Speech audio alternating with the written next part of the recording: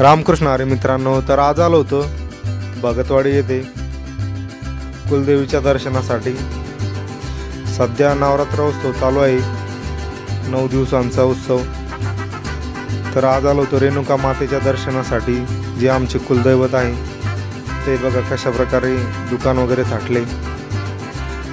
हे समोर इथं शेवची दुकान आहे, दाराशीच, आणि या साईडला नारळाची दुकान आहे। मी आलो होतो माझ्या फॅमिली सोबत, म्हटलं चला देवीचं दर्शन घेऊन टाकू। मंदिरासमोरील हा परिसर आहे, मोठे लिंबाचे झाड आहे समोर। इथे समोर आपण अगरबत्त्या वगैरे लावतो आणि नारळ पण फोडून घेतो। ते चला म्हटलं नारळ वगैरे फोडून घेऊ। तर मित्रांनो, नवरात्र उत्सवामध्ये इथं 9 दिवस कार्यक्रम असतो। ते समोर तुम्हाला मंडप दिसत आहे बघा, त्या मंडपमध्ये। आणि इथे 9 दिवस एक जत्रा असते, आनंदोत्सव साजरा केला जातो। लांब लांबून लोक येतात देवीच्या दर्शनासाठी। हा मुख्य प्रवेशद्वार आहे। हे मंदिरातील आतील दृश्य मित्रांनो, हे बघू शकता कशा प्रकारे सुंदर असं आहे मंदिर। पण हे नवीन मंदिर आहे आणि या 2 मुलींनी खूप अशा सुंदर प्रकारे रांगोळीमध्ये देवी मातेचे जे चित्र आहे ते रेखाटलं होतं। मला खूप आवडलं, अतिशय सुंदर प्रकारे काढलेलं आहे त्या दोघींनी। मी आवर्जून व्हिडिओ बनवला। हे मंदिरामध्ये जाण्याचं प्रवेशद्वार मित्रांनो। मंदिर पहिलं खूप छोटं होतं, आता खूप मोठं मंदिर बांधलेलं आहे बाहेरून। आणि हा त्याचा छोटासा, आणि हे जे जुनं मंदिर आहे त्याचा हा एकदम छोटा दरवाजा आहे। त्याचा माणूस सरळ नाही जाऊ शकत, माणसाला वाकूनमध्ये जावं लागतं। हा आईचं दर्शन, हा मेन चित्र आहे समजा आतील गाभाऱ्याचं।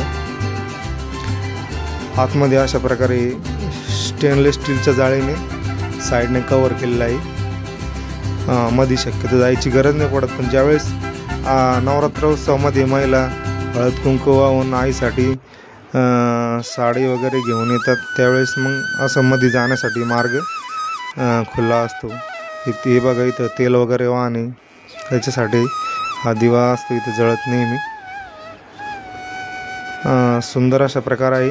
आज खूप गर्दी होती, अक्षरशः एवढ्या हार घातलेला आहे मातेला की संपूर्ण चेहरा पण व्यवस्थित दिसून नाही लागला। बघू शकता तुम्ही किती हार घातलेले आहेत, कारण नवरात्रोत्सवामध्ये इथं खूप मोठ्या प्रमाणात अशी गर्दी असते।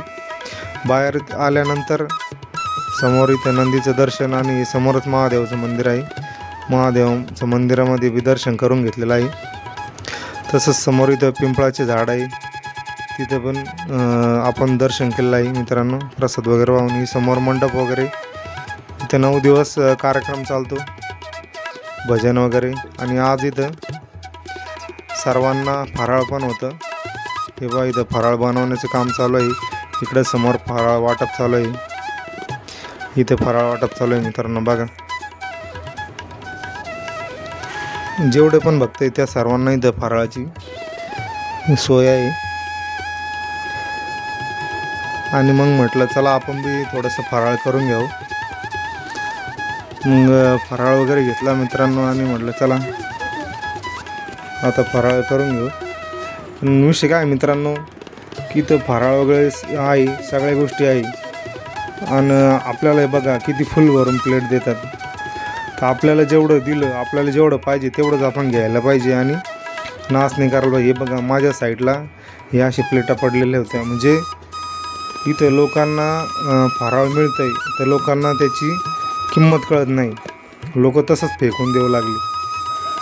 आणि तिकडं ते लोक म्हणजे राबताय आपल्यासाठी, आपल्या सामान्य जनतेला इथं जे पण आलेलं आहे भक्तगण त्यांच्यासाठी राबताय, आणि लोकांना किंमत नाही कळत त्या गोष्टीची। लोकांना असं इकडं तिकडं सगळं तर फेकून दिलेलं आहे, अन्नाची किंमत नाही लोकांना, म्हणजे काय बोलावं लोकांना।